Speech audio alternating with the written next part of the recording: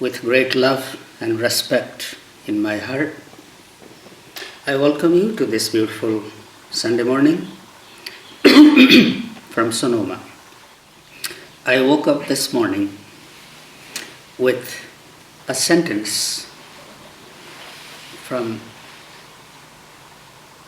Baba, my Guru.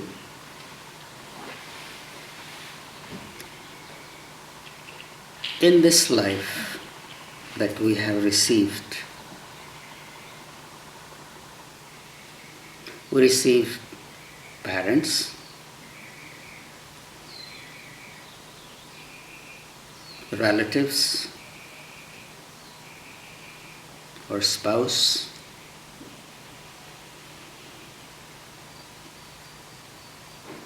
we receive them, they come to us.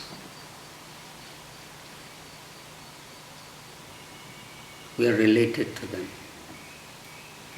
We don't really have to do much. It's built in. So we can have mother, father, spouse, friend, uncle, all kinds of relatives, distant relatives. But finding a friend is the most precious of them all.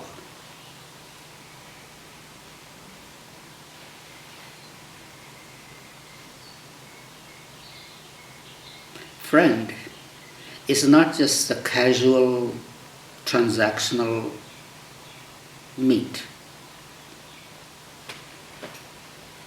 I have seen people throw the word around, oh, I got a friend. But the true meaning of a friend, Mitra, is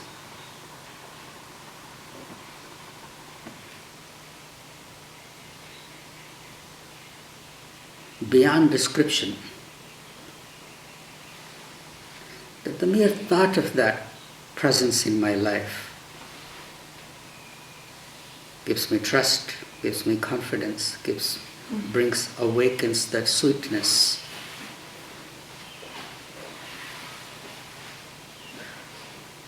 And it requires little work.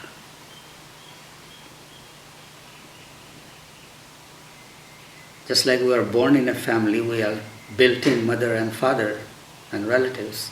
For a mitra, for a friend, some effort is required. Sacrifice is required. There are many in great epic, Mahabharata.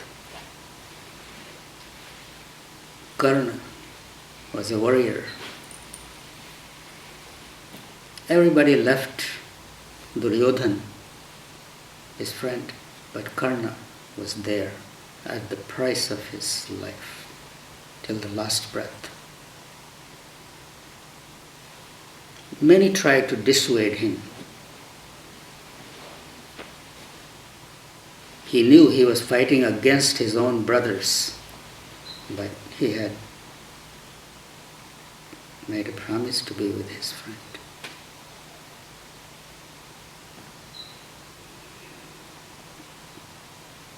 So this friend and friendship has a great meaning in spiritual world. Ask yourself, do you have a friend? Do you really have a friend?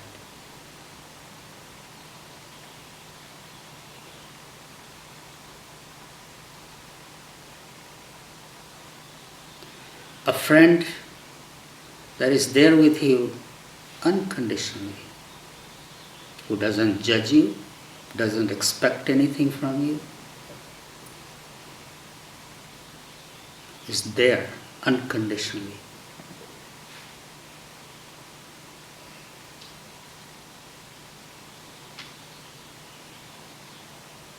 A friend is the one who comes to you in the time of your need, in time of your celebration, in time of your grief, in time when you are feeling a little wobbly, he comes as an anchor.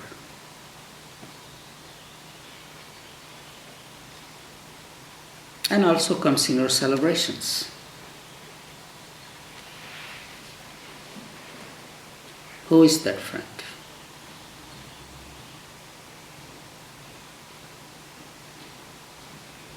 It's very difficult to have such a friend in our worldly, day-to-day existence. A friend whose mere thought gives you everything you need.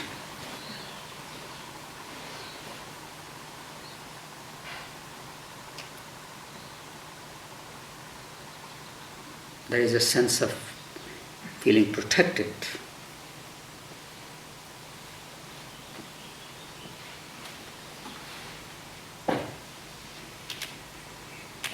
This is why Mitra.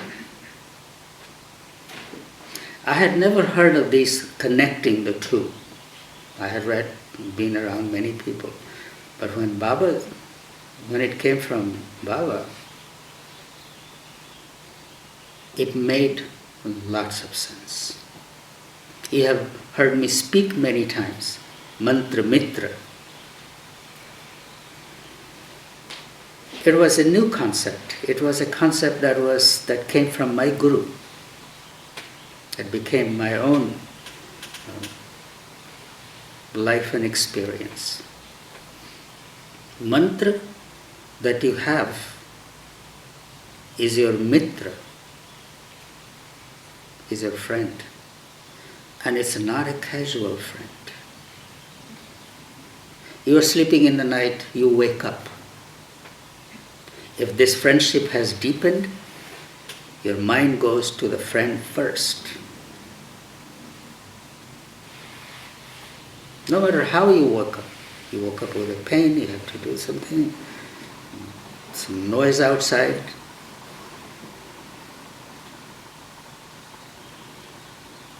Once we have practiced it enough, the first thing that comes is that mantra comes, remembrance.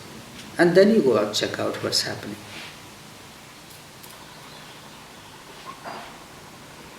People say, Babaji, I have been practicing for years. How do I know that I'm progressing in my practice? This is how you know. How often your friend comes to visit you. How often do you go to visit your friend?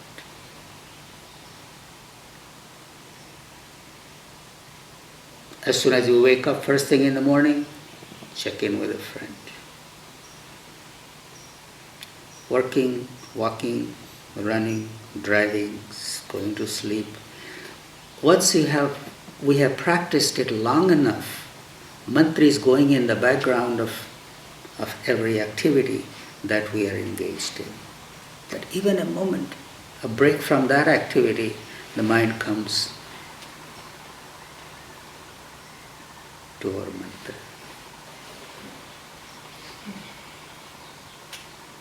It doesn't require you to sit in the lotus, grow a beard, and wrap yourself in holy shawls. It doesn't require anything. It requires you just your inner work.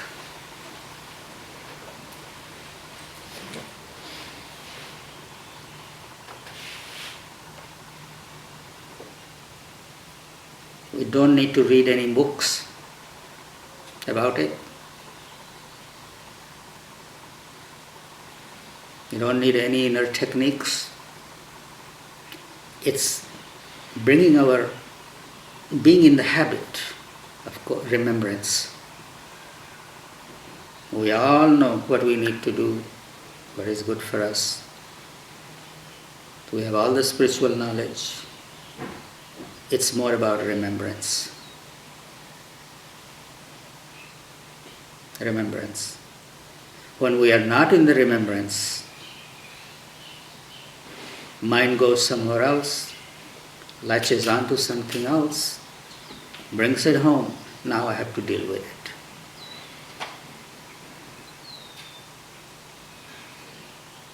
it. Someone asked a great saint, how many times should I repeat my mantra?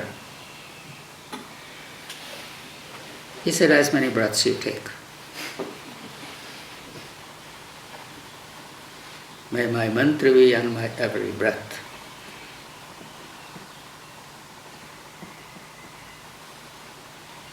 May every moment of my life be in the remembrance of that friend. It is only this friend that is not only with us in this life, but the life after. It reminds me of a little story. This man was accused of something. He was brought to the court. The judge said, I will reject this complaint against you if during the next hearing you come with a friend who can vouch for your integrity. This man said, I got many friends. That's not a big thing. So he goes home and first he calls this friend that he spends lots of time with, always thinking about how to spend more time with this friend. They hang out together. Anywhere he goes, he takes this friend along. He never leaves home without this friend. He called him. This friend said, thank you for asking. I will do anything for you. I will get anything you want.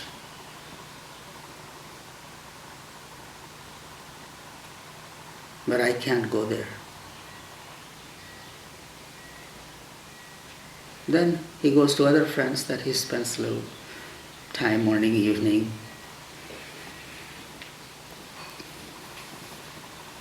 This friend says,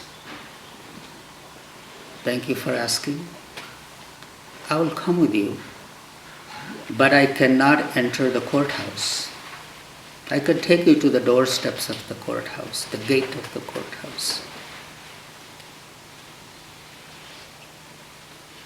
Then this man started getting a little perturbed. He called the third friend, who he used to hang out with once in a while, call him once in a while. This friend said, sure, I'll come with you. I even know the judge. He goes with him to the courthouse. Who are these three friends? First is money. How much time we spend worrying about it, trying to bring it home, trying to do this. It's in the center of every thought and action. Money can acquire anything for us, but it cannot go to the courthouse. It can give us anything, it can bring us anything, buy anything for us, but it cannot go there. Second, our friends and relatives that we spend time with.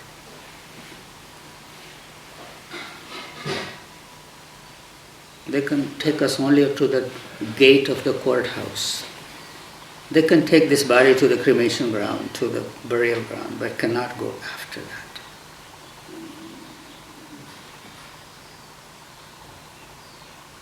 The third friend is like the Mitra. Mitra doesn't only relate to this world, it also takes us, holds our hand to the other world in that moment. That's the only support we have. When that moment arrives, no one can console us. All the consolations look so trifling. All the consolations we receive relate to this world, but in that moment we are getting ready for the other world. No friend from this world can hold our hand to take us across. It's the only mantra, Mitra, mantra that can give us true consolation. It's only that friend that can bring us to ourself, to our eternal self, which is always there.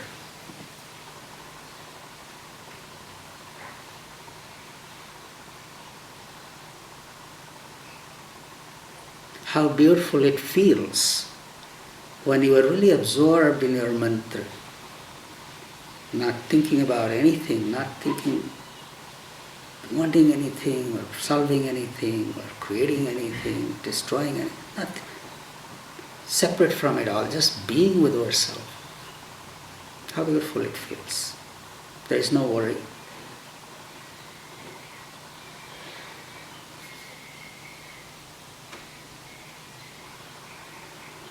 We spend so much time just worrying, living in fear.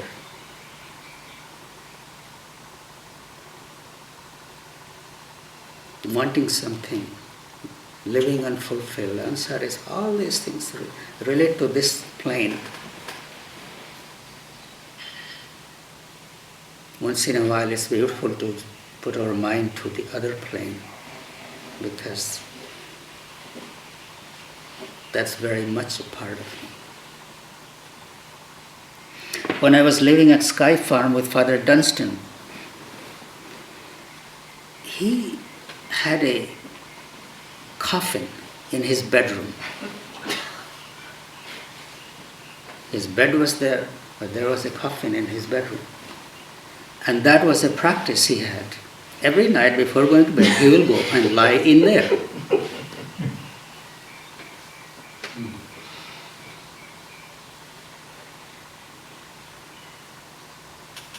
That was his practice. He'll go there and lie in there for 5 minutes, 10 minutes. Or who knows how long, I didn't go to look at him. But I knew he before bed, he will go and lie in there.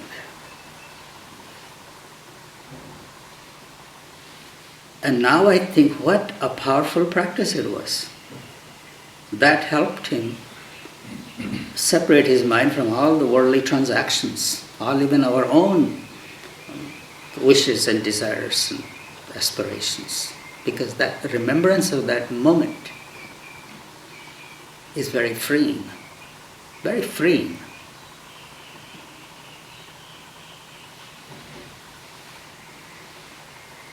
In spiritual world it is said, if my mantra is on my mind during that last breath, that's a direct ticket to moksha, liberation. It is the thought of unfulfilled wishes and desires that bring us back.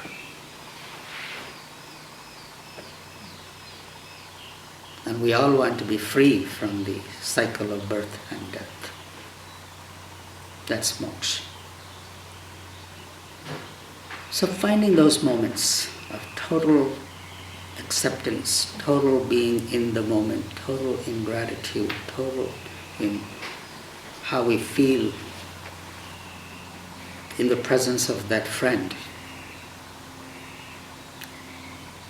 Everything is fulfilled, satisfied.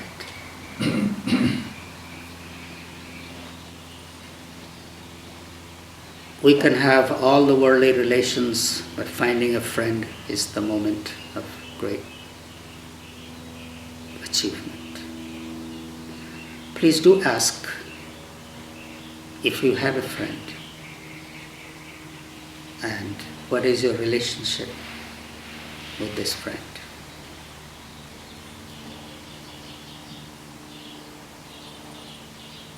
That's all for today. Thank you all.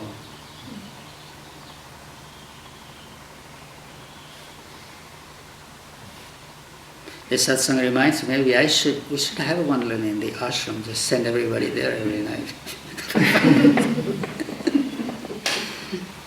Thank you all. Have a wonderful week ahead. And I would love to hear if anybody has anything on their mind.